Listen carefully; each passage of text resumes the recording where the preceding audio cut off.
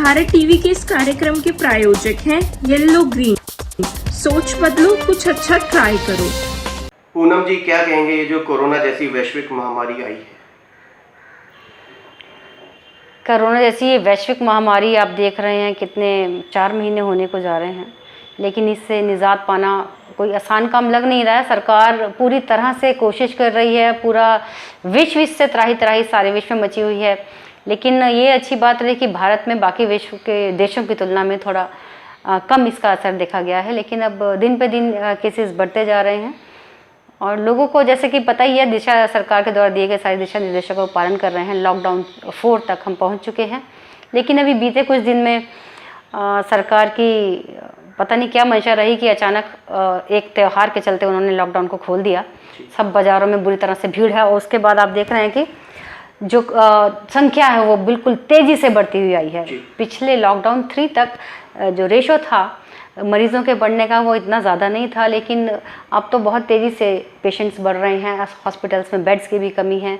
दिल्ली सरकार की मैं इसमें बहुत बड़ी कमी मानूंगी कि अब जहां पर जब पेशेंट्स बढ़ रहे हैं और आपने लॉकडाउन भी खोल दिया है, आपने बाज़ार खोल दिए हैं, केवल एक त्यौहार के मद्देनज़र आपने लोगों की सेहत से खिलवाड़ किया है जी। और आप अभी मैंने थोड़ी देर पहले एक वीडियो देखी कि पेशेंट जो है, कोरोना का पेशेंट है, उसे स्ट्रेचर पर भी नहीं लिटाया जा रहा है, वो ज़मीन पर ही पड़ा है और बेड्स नहीं हैं, लोगों के घरों में ही क्वारंटाइन वेंटिलेटर मशीनें नहीं हैं। तो सरकार की यह विफलता है, दिल्ली सरकार की। बड़े बड़े दावे थे जिस आधार पे उन्होंने शिक्षा और बिजली, पानी और हॉस्पिटल्स को, कि हमने हॉस्पिटल्स को बिल्कुल ही 5 स्टार होटल की तरह बना दिया है। आज उन हॉस्पिटल्स की हालत, अब सरकार जनता को जिसकी अब ज़रूरत है वो चीज़ें वहाँ पर नहीं मिल रही हैं। तो मैं इसमें दिल्ली सरकार की बहुत बड़ी असफलता मानती हूँ, क्योंकि देखने में आ रहा है कि एक तरफ इलाज हो रहा है, दूसरी तरफ डेड बॉडी पड़ी है, जो वीडियो वायरल हो रहे हैं। बिल्कुल बिल्कुल, इस तरह की सैकड़ों वीडियो सुबह से शाम तक आपको व्हाट्सएप पे, फेसबुक पर, सोशल मीडिया, टीवी पर काफ़ी देखने को मिल रही हैं।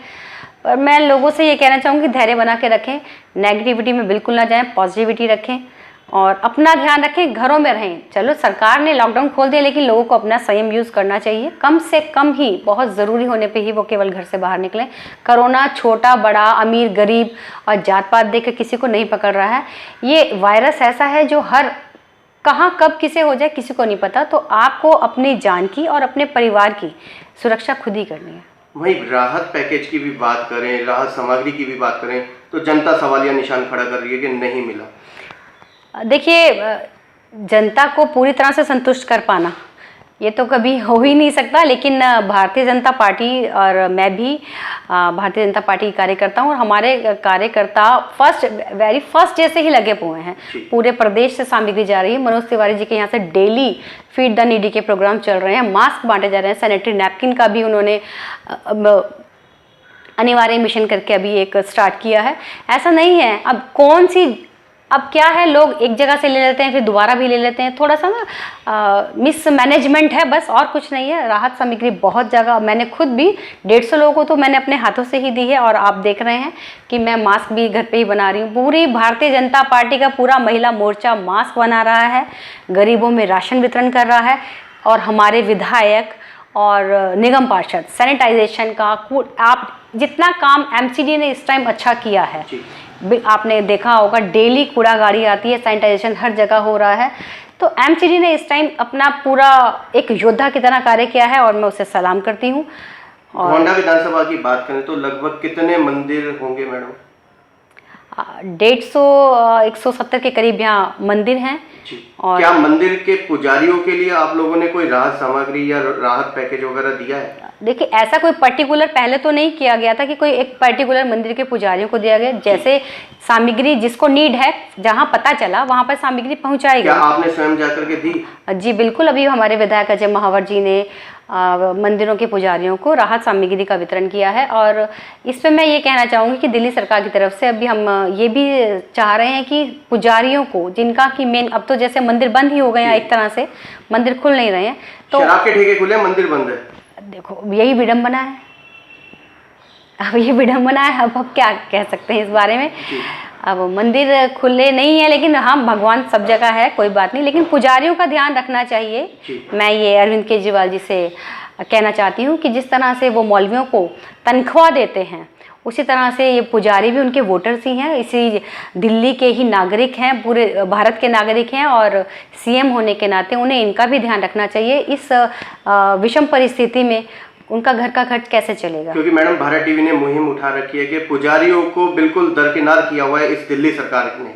जी बिल्कुल, लेकिन भारतीय जनता पार्टी और बिल्कुल इसके पीछे अच्छी तरह से कार्य कर रही है, और हम विधानसभा में ये प्रश्न भी उठाया जाएगा। लेकिन गोंडा विधानसभा की बात करें तो नीचे से ऊपर तक भाजपा ही भाजपा है, जी। चाहे निगम ले लो, विधानसभा ले लो और लोकसभा ले लो, लेकिन पुजारियों से बात हुई तो उनको कुछ नहीं मिला। थोड़ा गलती मानते हैं, लेकिन एकदम स्टार्टिंग में मैंने बताया ना कि पहले तो था कि जो बहुत ज़्यादा नीडी लोग हैं उन्हें राशन वितरण किया जा रहा था, लेकिन जैसे ही धीरे धीरे पता चलता रहा लोगों के माध्यम से और किसी वीडियो के माध्यम से, जैसे ही समाचार पहुंचा तो बिल्कुल मदद की गई है। और ये भी बिल्कुल अभी हमारे विधायक अजय महावर जी ने खुद पुजारियों को 100 पुजारियों को कम से कम 1 महीने का राशन भिजवाया है, और उन्होंने खुद ही इस बात को कहा है कि वो उनकी जो मासिक वेतन है उस बारे में विधानसभा में प्रस्ताव रखेंगे। मानते हैं कि वेतन होना चाहिए उनका? बिल्कुल होना चाहिए, उनका वेतन बिल्कुल होना चाहिए। उनके पास और क्या जरिया है? क्योंकि सनातन हिंदू धर्म को जो जिंदा रखा हुआ है वो पुजारियों ने रखा गया है, और हमारी संस्कृति, हमारा धर्म, यही तो भारत की पहचान है, और इस पहचान को हम बिल्कुल खत्म नहीं होने देंगे, और पुजारियों का पूरा विशेष ध्यान रखा जाएगा। और जैसे आपने इस मुहिम स्टार्ट की हुई है, बहुत अच्छा आप कार्य कर रहे हैं, और हमारे गोंडा विधानसभा के विधायक जी भी इसमें पूरे तल्लीनता से लगे हुए हैं, पूरी तत्परता से लगे हुए हैं। मेरी उनसे बात भी हुई है, और बहुत अच्छा कार्य कर रहे हैं। हमारे निगम पार्षद प्रमोद गुप्ता जी बहुत अच्छा कार्य कर रहे हैं। सैनिटाइजेशन इसी ब्लॉक में मैं बताऊं, B4 ब्लॉक में 6 बार सैनिटाइजेशन हो चुका है, वो भी बड़ी गाड़ियों से।